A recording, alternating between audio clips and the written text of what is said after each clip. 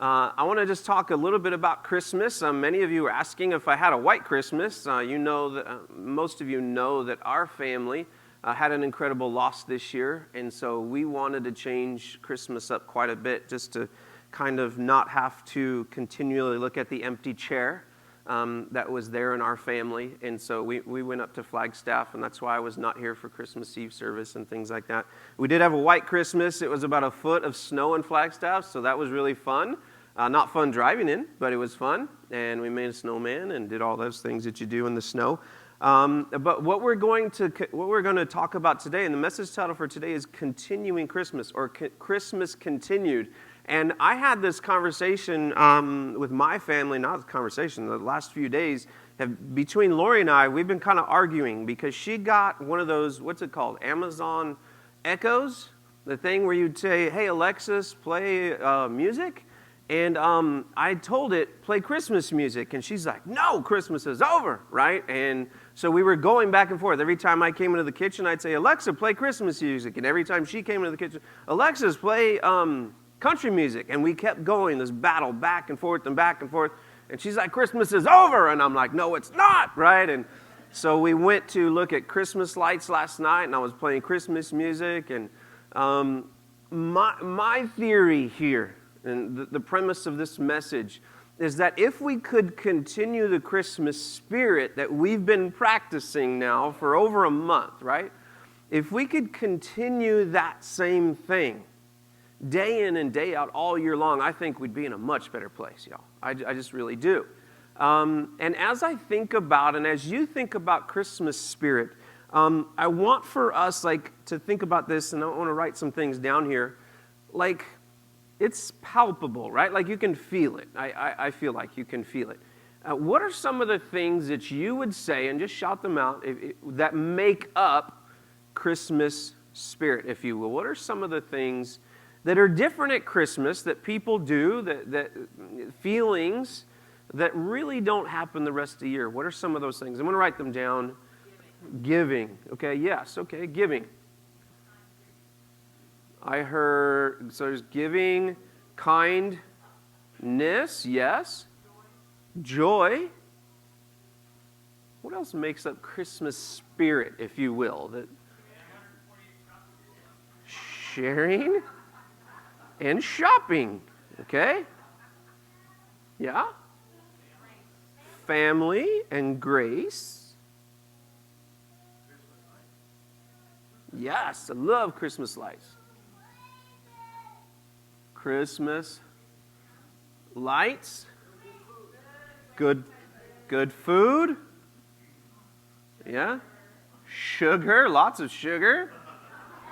What is a sugar plum, by the way? I don't even know what a sugar plum is. Sugar plum fairies, does anyone know? It's a candy? Yeah, I don't know. Never had one. I did have something the other night that I'd never had before. I can't remember. Rutabaga. I had a rutabaga. You ever had that? It was pretty good. What else makes up Christmas spirit? Christmas music. Yeah. What else? Sorry, what? Red? Oh, friends. Sorry.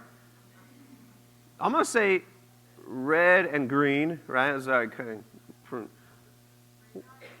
Trees? Yeah. Yeah, what else? Donna. Sorry, what? Knowing Jesus. Come on, girl. Right? Yeah. Knowing Jesus. Church. Yeah. Some people only go to church during Christmas, right? And Easter. Yeah. Not y'all. Y'all are here. So it's good. What else? Nativity scenes. How many have a bunch of nativity scenes? You collect them. We collect them. We have a bunch. We have one. You probably wouldn't like it if you do, but anyway, I'm gonna skip it. We have one. It's a millennial nativity scene. The wise men have Amazon boxes. They're on Segways, and she's taking a selfie. Our friends got it for us one year. It's really cool. I'll show you guys sometime. It's really funny. What else? Sorry, what? Reconnect. Yeah. Reconnect with family. Time. Quality time, right? Yeah. Yeah. Hey, we started a while ago. Why are y'all coming in late? I'm kidding. I'm kidding. We're just talking. Those are my friends right there. Luis and Maria, love you guys though. Yeah, go ahead. Oh yeah. Flavored boiled sugar. So it's a small. Have you ever had one? Have any of you ever had a sugar plum? None of you. Why are we singing about that thing? Doesn't make any sense. All right. Anyway, so I challenged you. I'm going to be completely transparent. I pretty much have preached, or whatever the past tense of preach is, whatever that is, this same very similar message for like 5 years now. I just kind of changed the packaging a little bit. And last year, you may remember this, I challenged you to leave your Christmas tree up all year long. Do you remember that? Did any of you do that? No. I did not, because if you remember, I challenged Lori and the kids were away. They were in Flagstaff for New Year's. Sorry. I get choked up about it. And they were gone, and I said, I would love to do this. I don't think my wife's going to be okay with it. And she was not.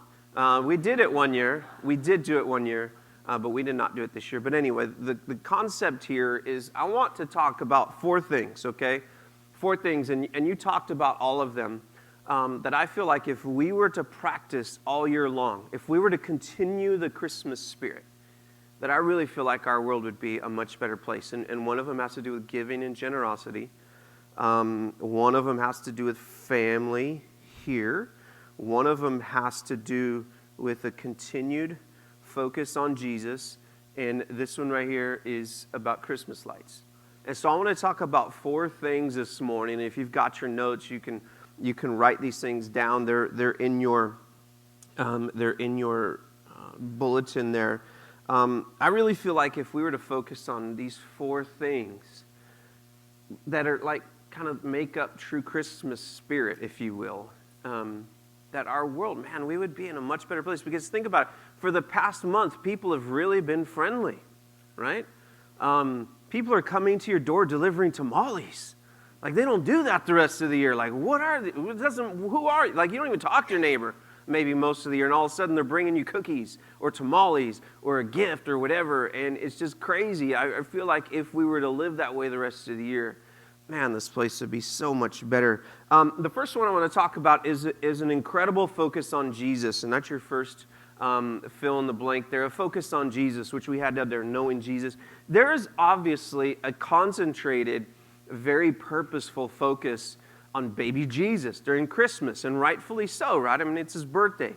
There are songs, all over the place about little baby Jesus, and there are Christmas cards coming to you in the mail with Jesus on the cover. There are all kinds of people going to church to hear about Jesus. There are all kinds of things. There are sermons about Jesus. There are all of these things focusing us on Jesus during Christmas time. And what I want for us to think about really over the next few minutes is the what ifs. Like, what if we really focused on Jesus the rest of the year, continued Christmas the rest of the year like we have for the past month or so? Now, I know, okay, I understand that there are tons and tons of things and people and priorities like competing with our focus. If we're going to focus on Jesus, there are going to be a lot of things that are going to try to pull our focus away from Jesus. Just think about over the past month or so, or it probably starts 2 months ago, the different types of things trying to pull your focus away from Jesus during Christmas.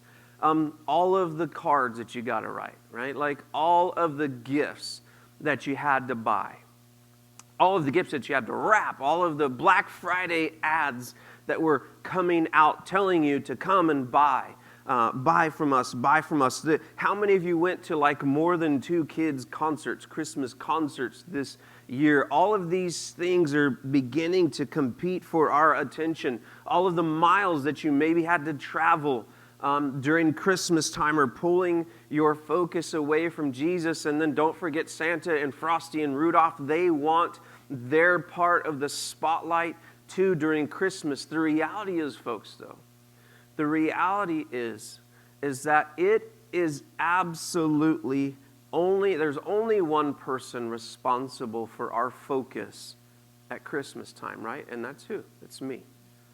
I am the person responsible for my focus on Jesus during Christmas. Even celebrating Christmas can pull our focus away from Christ during Christmas. I've been doing, these different Bible studies on my phone, and I read this quote. I think it was, I put it on Facebook, I believe, on December 16th, and I loved it. It says, if we're not careful, we can allow the way we're celebrating to replace the one we're celebrating. Does that make sense to you? That if we're not careful, how we're celebrating Christmas can really take us away from who we're supposed to be celebrating. And we need to be careful about that. Look at Philippians 4:8. It says this. It says, and now, dear brothers and sisters, one final thing. Fix your thoughts on what is true and honorable and right and pure and lovely and admirable.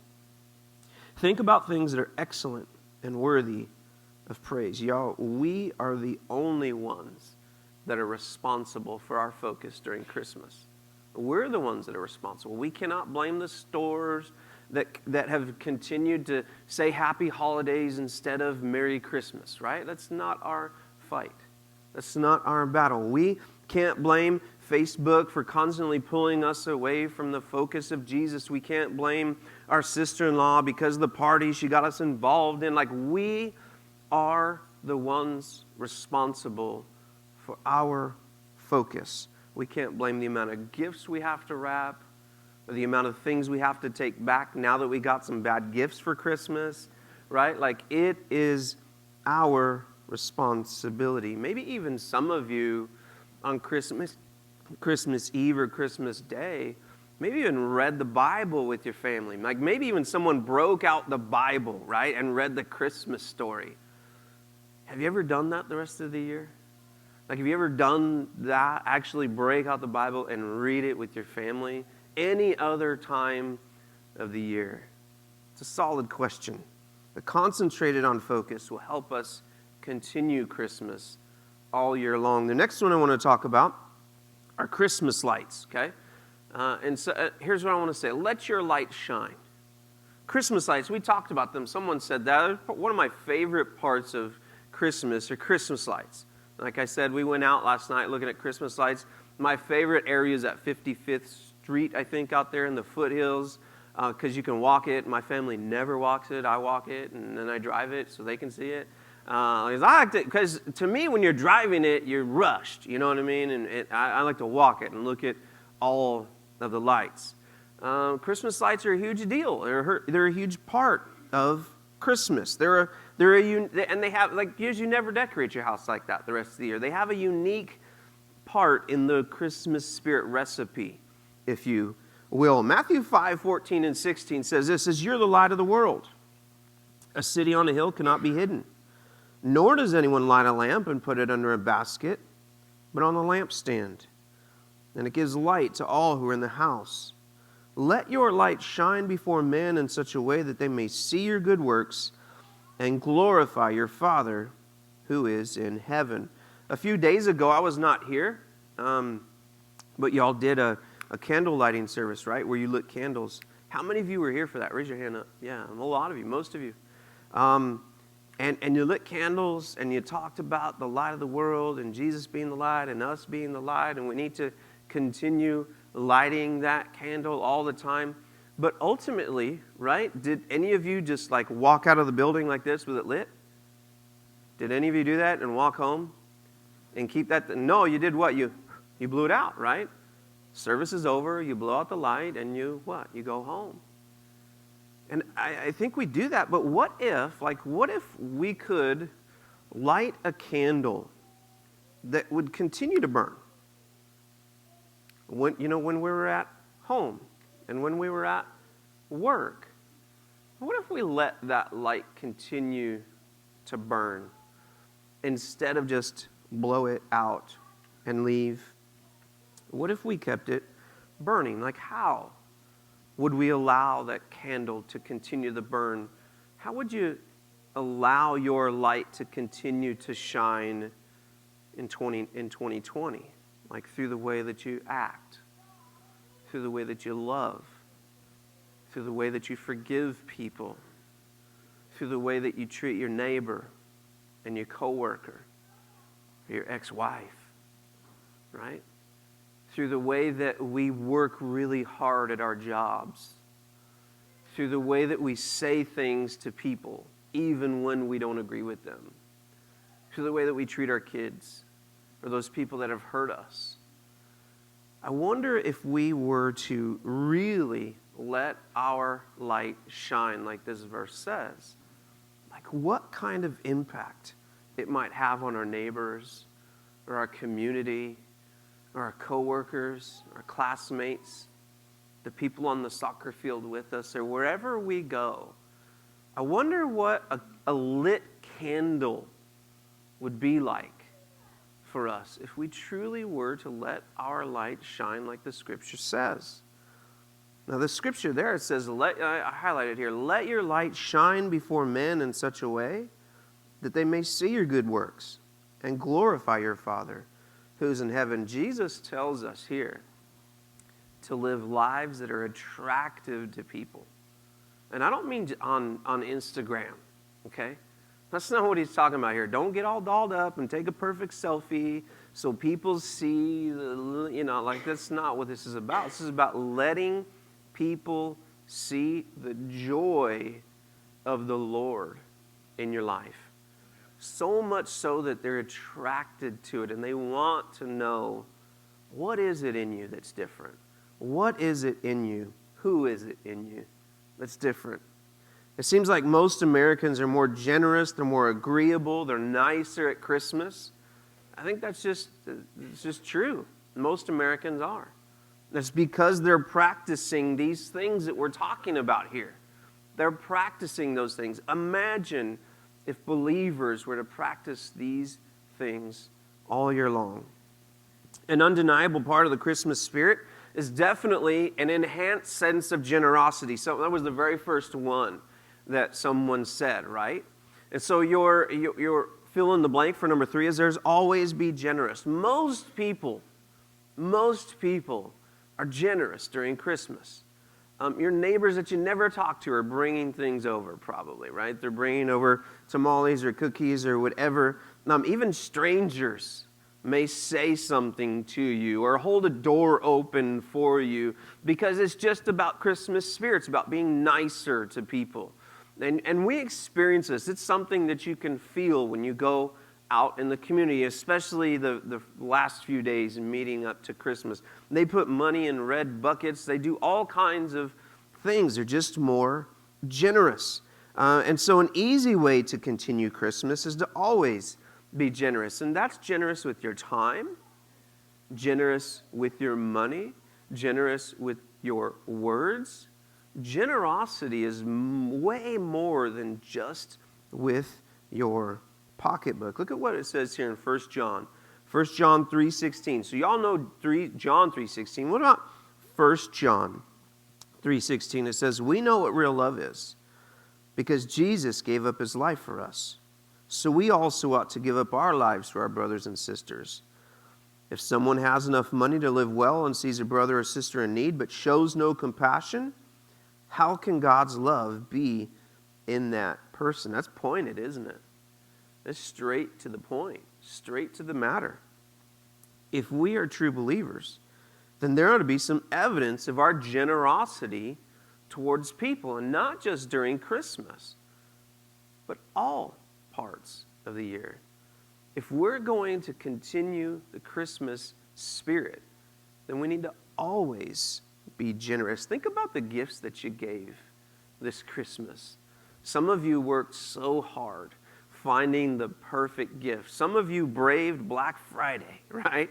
because you knew you couldn't afford this thing, but on Black Friday it was really cheap, and so you're like, I want to get this for them, and they only have $20, but it's on sale for 20, but it's normally 100, and so you do the Black Friday thing because you want to get that thing for that person. And you spent, as some of you spend hours and hours and hours wrapping perfectly. Are any of you like one of the perfect wrappers? Any of you? None of you. I know some of you are because I've seen some of these gifts and you're like, they're perfect wrap. I just like put it on there really quick and go. That's what I do. Some of you have spent so many hours thinking about the gift you're going to give your mom or your dad or your spouse or whoever it is, and you waited in lines. Some of you, in my home, both Taylor and Brody, we called it a handcrafted Christmas this year because Taylor sewed a ton of things, did a bunch of crafts like that. And Brody on his forge built, or forged, I guess, a bunch of gifts for everybody in our family. So we had a very handcrafted Christmas this year. Brody actually spent 30 hours making Lori a knife for the kitchen. And it is, I mean, he spent so much money. She has no idea how much money he spent on this thing. And like, old boy was literally hand grinding it. No machines used at all on this knife. 30 some hours he spent on this knife. And I was just like, I was amazed. And I'm like, you don't even need to do anything for me because I love what you've done for her. I'm going to use it all the time. But I mean, like, think about that. We do that. We do that during Christmas. We spend concentrated time and effort and energy and money being generous to the people we love. What if we did that like next month too, right? And the month after that. If we were to always be generous, I really wonder what this world would be like. Look at Proverbs 11. It says here, Proverbs 11, verse 24 and 25. Give freely and become more wealthy. Be stingy and lose everything. The generous will prosper, and those who refresh others will themselves be refreshed. If we're going to continue the Christmas spirit, we need to always be generous. The fourth one here, if we're going to continue Christmas, we need to focus on Jesus. We need to let our light shine. We need to always be generous, and we need to spend quality time with family. That was one of the ones that you wrote down here.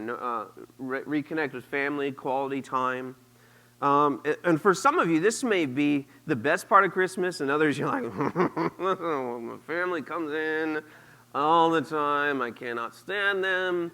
For us, like I said, we really changed things up this year, and we went up to Flagstaff to be with Tom and Carrie up there, and my father-in-law, and the nieces and nephews came and things like that. But there were we were there for 6 days cooped up in Carrie's house because it was so cold and snowy. I'm like, I'm ready to go. I was going crazy. I don't have a lot of hair, but I was pulling it out as it was. And so, for some of you, family time may be the best part of Christmas. And for others, it's like 1 or 2 days, you got to go, right?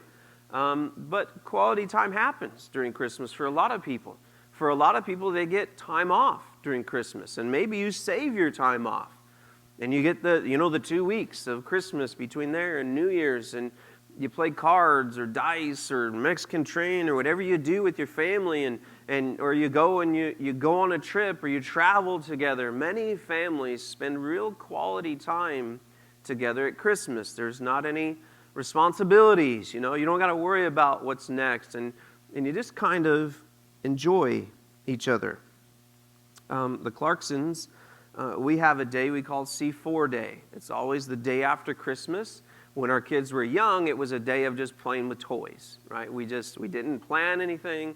We just played with all the toys, whatever those things were. We got our hair did by Taylor or whatever, whatever the toys were. We just had a good time together as a family. As they've grown, they don't really get toys anymore. Brody got all tools, so Lori's not out there working with all the tools. But we had a day just the other day where we all spent time together. Everyone gets to choose one thing to do. I chose to go to Mar Azul. I love that restaurant. It's my favorite restaurant. If you've never been there, don't go because I don't want to be busy. So I love that place. So I chose we were going to go out to dinner. Lori chose for her part as we were going to order that night. We ordered in food and we watched the finale of Gilmore Girls that we've been working through on Netflix for seems like years now. We watched the final few episodes together. We all sat on the couch together. Taylor chose some stuff. Brody chose some stuff. We all did some things together, and it was really fun. And a lot of you do those types of things together during Christmas because you have concentrated quality time. But quality time isn't just time together having fun. What I want for us to think about here is that quality time is also a time for spiritual time, a spiritual time. That as family, we ought to be getting into spiritual conversations as well with our kids. Look at what it says here. When God gave Moses the 10 Commandments, and Moses was the leader of Israel at this time, and he's giving the people, God's giving his people how they ought to live and what they ought to do and what they shouldn't do. God didn't just give them some instructions, but he gave them some finer points of now I've given you these instructions. Here's how I want you to apply. Here's how I want you to practice these things. And I wrote these up on the screen. Deuteronomy chapter 6, verse 4 through 9, it says this, "Listen, O Israel, the Lord is our God, the Lord alone. And you must love the Lord your God with all your heart and all your soul and all your strength. And you must commit yourselves wholeheartedly to these commands that I'm giving you today." I'm going to stop there. So God's given the people the commands. Here's what you're to do and not to do. And then he says this. He says, "Repeat them again and again to your children. Talk about them when you're at home and when you're on the road and when you're going to bed and when you're getting up. Tie them to your hands and wear them on your forehead as reminders, and write them on the doorposts of your house and on your gates." What do you think would happen if we were to actually live this out? Like, how would our family life be different if we were to live this set of verses out, to actually together with our spouse? And maybe you're older and your kids are long gone, and maybe spending some time with your spouse, looking at the Word, talking about God's Word, reading it together, studying it together, talking it through, praying together that God would lead you in a way to know more about Him and become more like Him. I wonder what our family would be like if we were to actually practice these things. I really wonder, like for parents of young kids right now, Splash is an absolutely important and pivotal ministry of this church. But it is supplemental to what should be going on at home, okay? Because as mom and dad, we are the primary Bible teachers to our kids. That's how it's supposed to work. Church ministry, the youth group, I'm here every Wednesday leading the high school boys. Me and several guys, both the guys here are with me this morning. We lead high school boys every Wednesday. We should be supplemental to what's happening at home. Because if that were the case, I really believe that our world would be a much different place. If moms and dads were the primary Bible school teachers to their kids, like this verse says, like God has instructed us to do, to teach our kids on the road, on the way to school, on the way to Walmart, at home, on vacation. I really feel like this world would be so much better. And honestly, we used to do really good at this as the Clarkson family. We used to be really good at this when our kids were little, like Bonnie Ann. Not that you're little, but you're littler than mine. And we used to do all kinds of fun stuff. We'd do it every night. We'd open up the Bible, and then we'd act out the story. We had a great time together. As my kids have gotten older, honestly, just transparency, it's been a lot harder. As my kids have become teenagers and they have their own schedules and they got so involved at school and they've got all these things, it's been so much harder to do. And so for me, this is the one area that I really know that for us as a family, we need to focus on in 2020. As I think about this, as I think about how to continue Christmas, worship team, you guys can get ready to come up too. As I think about this, there are 4 areas that I've put up on the screen, right? To focus on Jesus, to let our light shine, to always be generous, and to spend quality time with family. Yeah, y'all can come up. The reality is that there are tons of things that we wrote here on the board that are really important, right? That they're really important. And I know as you look at the screen, maybe in the 4 things, and you're like, I can't do all that. Maybe we just spend a few moments right now thinking about like the one, right? The one area. And maybe the Lord is talking to you this morning and saying, man, this is the one. Like for me, I know it's that last one. Quality time, and not just quality, because I spend a lot of time with my family. But we don't spend a lot of time getting in the Word together anymore. And so that's the one area for me. That's like the area that I'm going to work on in 2020. Here's what I'd like for us to do this morning. Like, I just want you to take a moment in the next few minutes and really ask God. Say, God, of these 4 areas, so where do I need work? And let Him talk to you about that. And so before we sing our songs and before we continue in worship, I just want for us to spend some time in prayer. Quietly, by yourself, and then I'm going to close us together. I want you to think about these things and pray and ask God, where am I supposed to focus my time and energy in 2020 in these areas? How can I continue Christmas spirit? What do you want me to focus on?